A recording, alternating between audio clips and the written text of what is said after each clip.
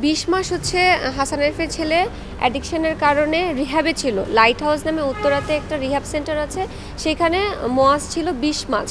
তো এই 20 মাসে আমি হাসান আরিফ আমাকে এই বাসায় রেখেছে, তার নাতিরা যাতে এই বাসা থেকে কোথাও যেতে না পারে। তার নাতি বলে মানে আমি কিন্তু হাইকোর্টের রিটের অর্ডারে এবং ফ্যামিলি কোর্টে মানে 3টা কোর্ট দ্বারা আমার বাচ্চাগুলো আমার কাছে রাষ্ট্র আমার বাচ্চা আমার কাছে দিয়ে দিয়েছে, কিন্তু আজ পর্যন্ত আমি বাচ্চাগুলো নিয়ে কোথাও মুভ করতে পারি নাই।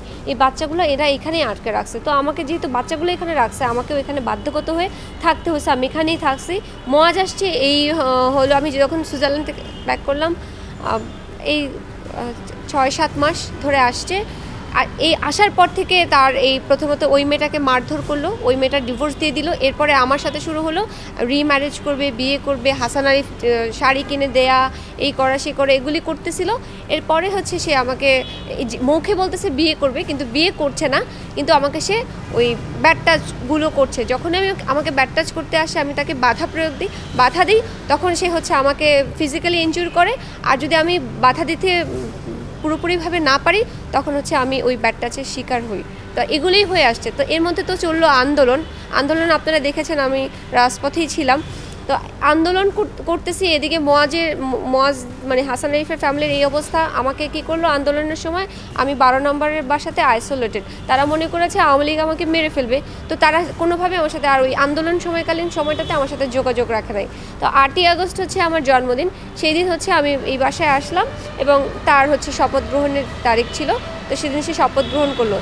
এরপর থেকে হচ্ছে আবার তার ক্ষমতাগুলো দেখানো হয়েছে। 8 তারিখেই আমাকে হচ্ছে বলতেছে যে এবার তোমাকে ছিঁড়ে বিড়ে খাবো, এবার আমিও দেখবো তোমার পপুলারিটি বেশি না আমার পপুলারিটি বেশি। আমি তো বুঝতেছি না আমার কিসের পপুলারিটি। শত্রুতার সৃষ্টি হলো যে তারা চায় না আমি তাদের সম্পর্কে মানে তাদের যে মুখোশটা সেটা আমি খুলে ফেলি, কারণ সেটা এখন উপদেষ্টা, তার মুখোশটা যাতে আমি না খুলে ফেলি। এই কারণে তো সব এভিডেন্স সে নিয়ে গেছে।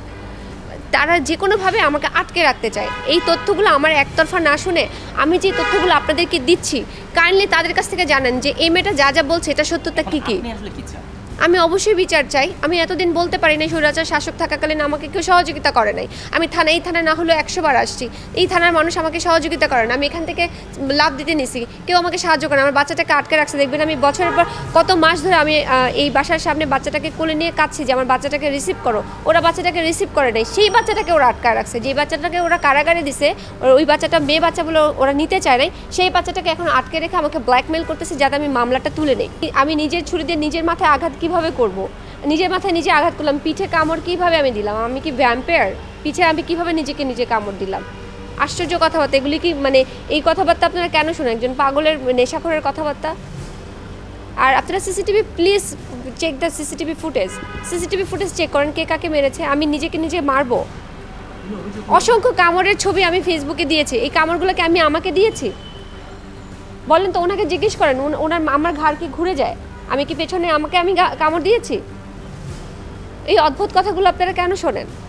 ওনাকে বলেন যা ওনারা বলতেছে, আমি যে কথাগুলো আপনাদেরকে বলতেছি প্রমাণ সহকারে বলতেছি, আপনাদেরকে সাথে নিয়ে আমি যেখানে মুভ করতেছি সাংবাদিককে সাথে নিয়ে মুভ করতেছি এবং আপনাদেরকে প্রত্যেকটা কথা প্রমাণ দিচ্ছি। যেটার প্রমাণ দিতে পারছি না সেটার আমি নাম অভিযোগও করছি না বা ওরভাবে বলছিও না, কারণ আমার কাছে প্রমাণ আপাতত নাই। আপনারা ওনাকেও সেম একই কথা বলেন যে আপনি যে কথা বলতেছেন সেটার প্রমাণ দেন, প্রমাণ চান। ওনারা তো প্রমাণ দিতে পারছে না, ওনারা খালি আমাকে নিয়ে বানোয়াট কথা বলছে। আপনারা জানেন হাসান আরিফ লয়ার, উনি সারাক্ষণ সত্যিকে মিথ্যা বানায়, মিথ্যাকে সত্যি বানায় লয়ার। এটা ওনার ওয়াইফের কথা। হাসান আরিফের কুকীর্তির, কিন্তু কুকীর্তির মুখোশ যে উন্মোচন করবো, আমার কাছে যে ল্যাপটপগুলো 4টা ল্যাপটপ ছিল আর যে ফোনগুলো ছিল সেগুলোতে আমি দিতে পারতেছি না। এখন এগুলো নিয়ে কথা বলার তো একটা মানে অফেন্সের মধ্যে আমি পড়ে যাব।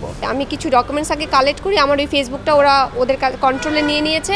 আমি কিছু ডকুমেন্টস আগে আপনাদেরকে দেই, তারপরে অবশ্যই আমি এটা নিয়ে কথা বলবো।